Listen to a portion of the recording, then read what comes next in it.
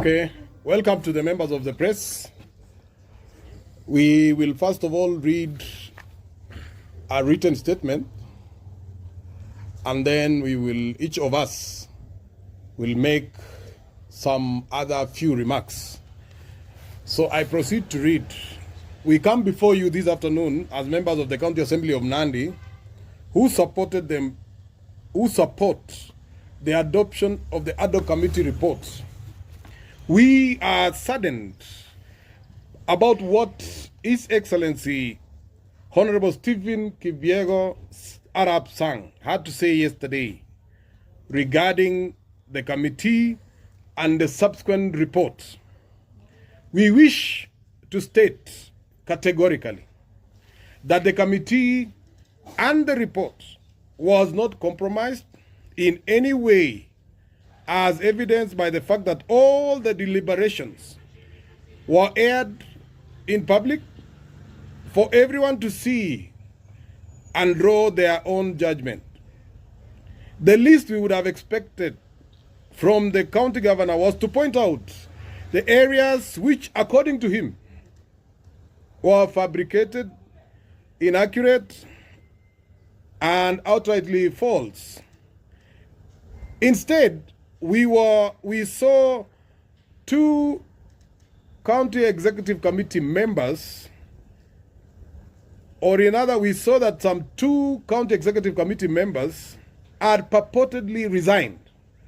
Notably, this county executive committee member for health and sanitation, Ruth Koech, and county executive committee member for roads and infrastructure, Engineer Dries Rono, had provided the most honest and truthful information, as was evidenced by the fact that Ruth Koech indicated to the committee about the presence of a mass cemetery complete with a title deed. Dries Rono, on the other hand, was so forthright that he indicated to the committee about the presence of a grader, which is a valuable asset, had been left to waste away in Komatsu, Nairobi.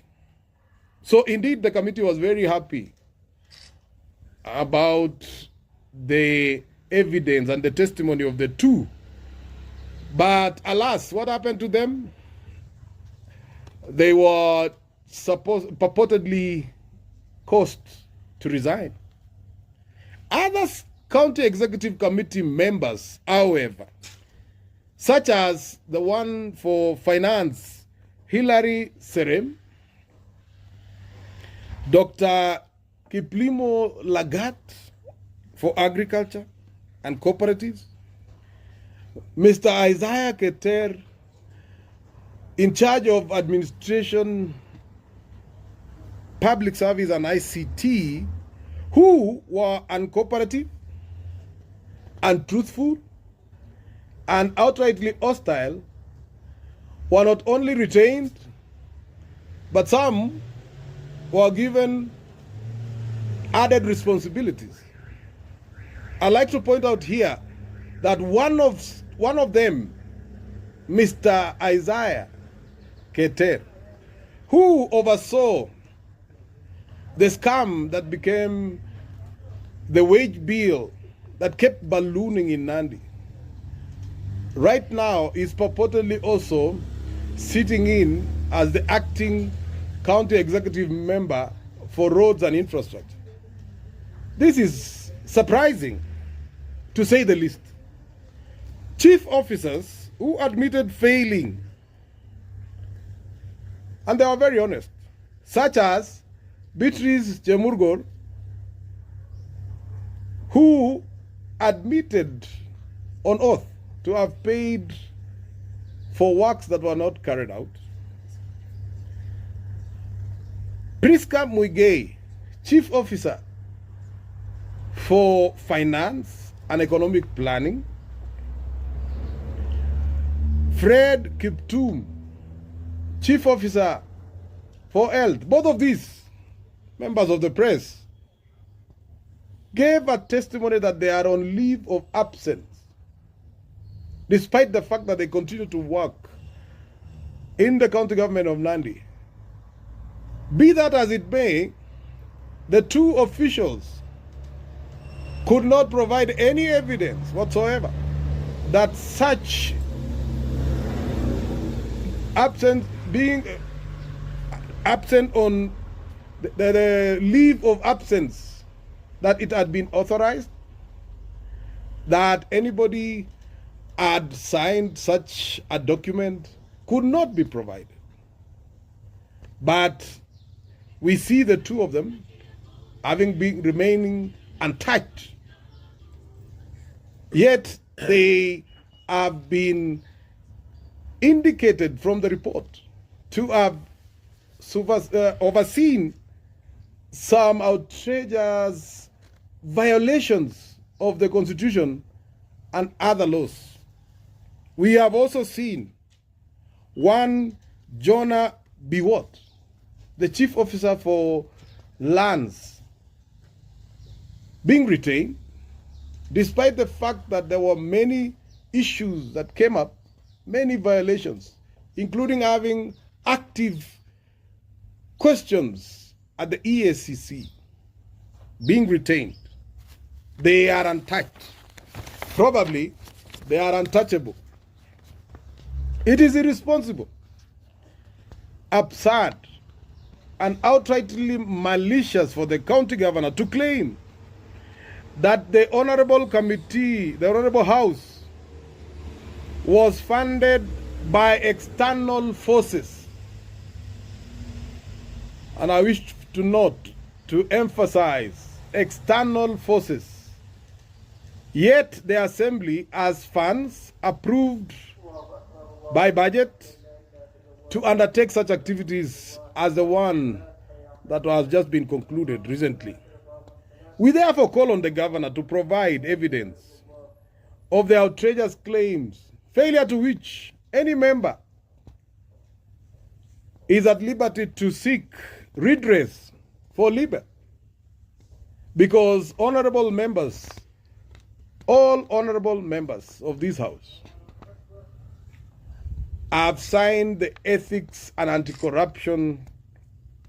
They have signed to that. They have even sworn to protect the Constitution. It is therefore not very kind for the governor, for the county governor, to claim and to make such claims that are unsubstantiated, that cannot be proven, to the effect that county assembly members were funded. The county assembly also has got a fully fledged legal department that is staffed by competent officers that can provide adequate legal advice for any such activities as may be necessary, even including the one for ad hoc committee. Therefore, it is laughable for the governor to claim that the county assembly, or to cast aspersions on the ability of these officers to provide all legal advice that might be required by the county assembly. The county assembly is privileged to have security officers seconded from the Kenya Police Service. It is ridiculous for the governor to claim that the security was provided from elsewhere. If indeed the county governor was referring to the other additional police officers who came to provide security during the eventful day, that is the 13th, then we might then, I would wish to pose a question. Is he referring to the commander-in-chief? Because as far as we are concerned, we have only one commander-in-chief. Is he having questions about who sent those officers to come and provide security in this area? Is it the ad hoc committee that called on those officers to come? From the report, or rather, it was unfortunate that the county staff were found armed with machetes and other crude weapons during the debate.